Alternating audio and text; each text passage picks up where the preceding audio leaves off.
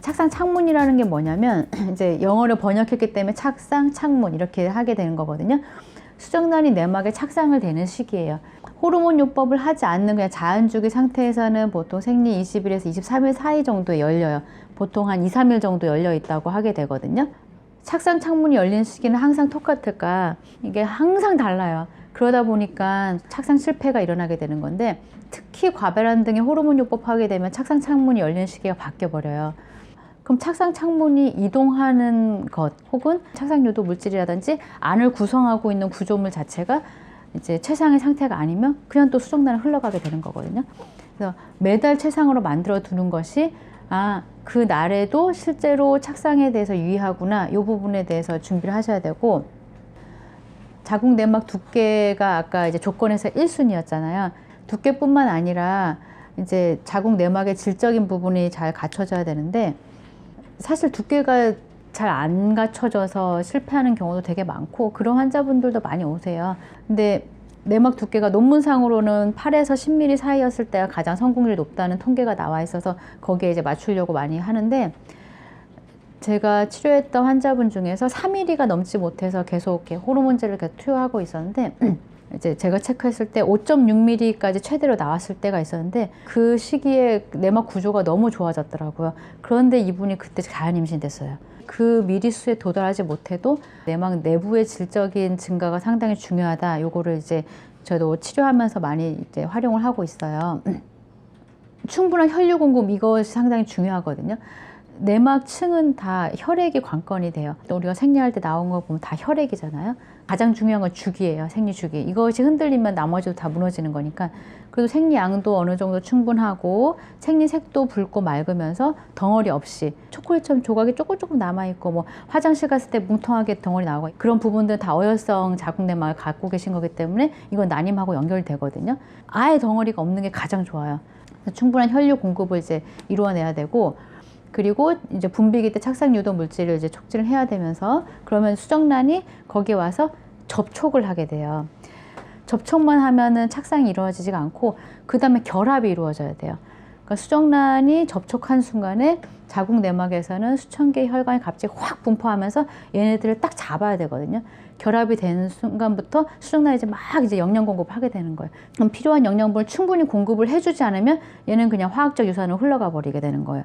결합이 잘 돼서 영양분을 공급받은 이제 수정란은 점점 모양이 바뀌면서 함입, 안으로 파고들어야 돼요.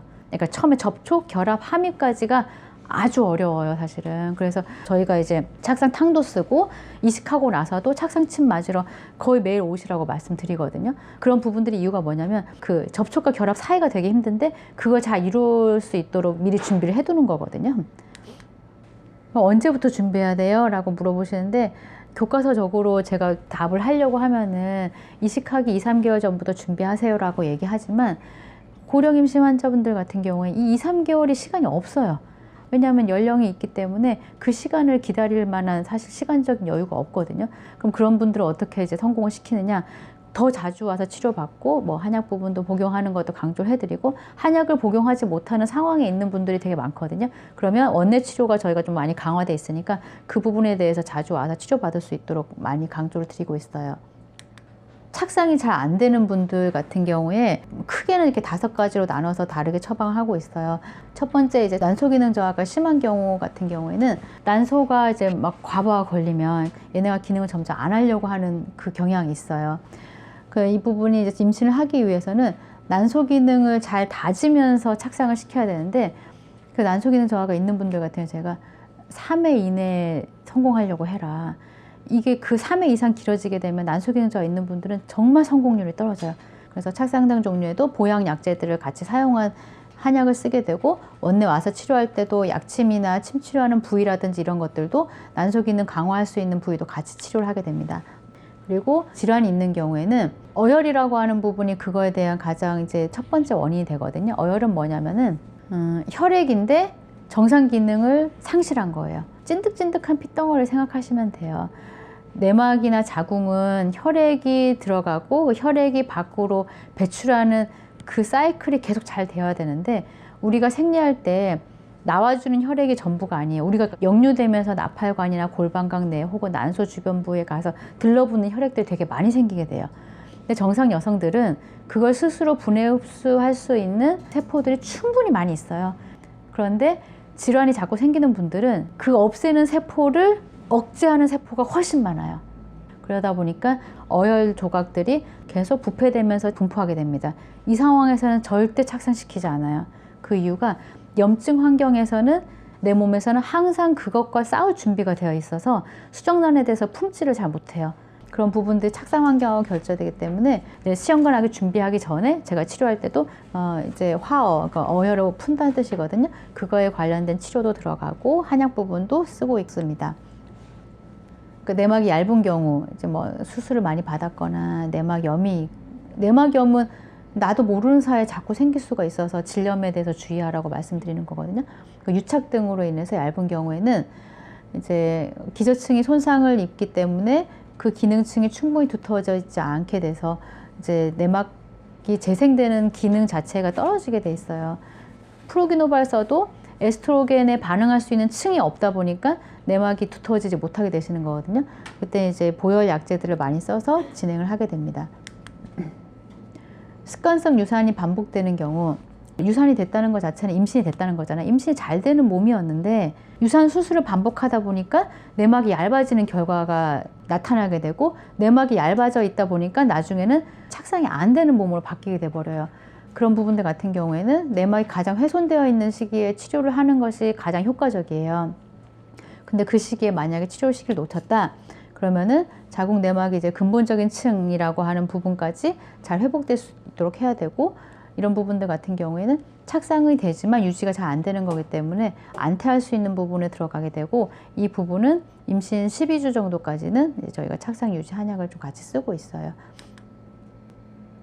이 부분이 어려운 부분인데, 나는 문제가 없다고 하는데 내막은 좋다고 하는데 왜 자꾸 착상이 실패가 되나요? 이런 부분들 같은 경우에 사실 한방치료가 훨씬 더 유의한 부분이 있어요. 혈관 분포나 혈류순환 부분, 성숙도 부족 관련해가지고 들어가게 되고, 요 부분에 대해서 이제 음혈을 보강하는 거를 많이 치료를 하게 되는데, 이런 분들의 특징이 뭐냐면 착상을 자꾸 실패했던 분들이기 때문에 정말 좋은 생활 습관과 좋은 음식과 거의 완벽하다시피 잘 하고 계시더라고요. 근데 문제가 뭐냐면 내가 그렇게 해서 만들어낸 부분의 혈액의 한 방울이 내가 필요한 곳까지 가지 못하기 때문이에요. 잘 공급되기만 해도 내막의 질이 좋아질 텐데 수송하는 힘 자체가 없는 경우들 되게 많습니다. 그게 뭐 쉽게 말하면 순환이라고 할 수 있겠죠. 자궁이라고 하는 게 골반이 이렇게 아래로 좁아지는 구조로 돼 있어요. 난소가 그 끝에 존재를 하고 있거든요. 닫혀져 있는 구조예요.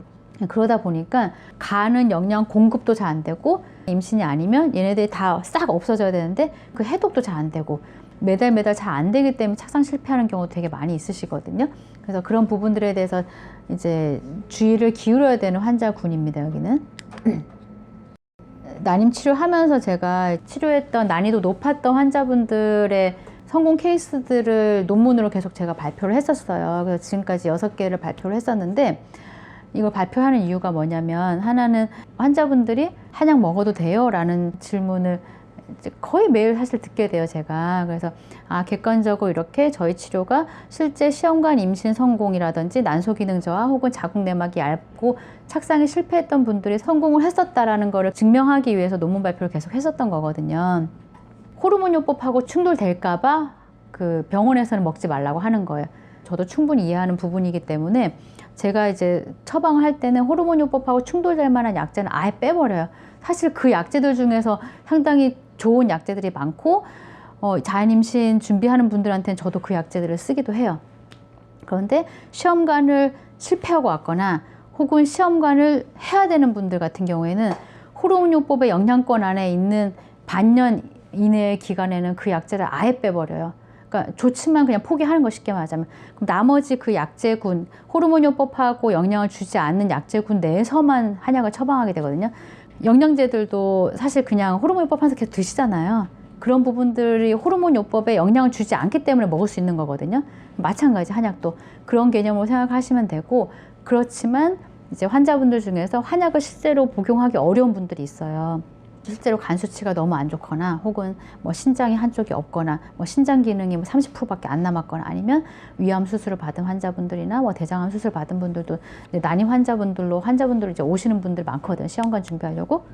그런 분들 같은 경우엔 저도 한약을 무리하게 쓰지 않고 대신에 원내 치료, 한약 와서 치료하는 부분을 통해서 난소 기능 저하라든지 혹은 반복적으로 착상 실패하는 거에 대해서 개선할 수 있도록 도움을 드리고 있고 그런 부분들로 인해서도 성공률이 충분히 나오기 때문에 여러 가지 한방 치료에 대해서는 방법이 있다라고 알고 계시면 될 것 같아요.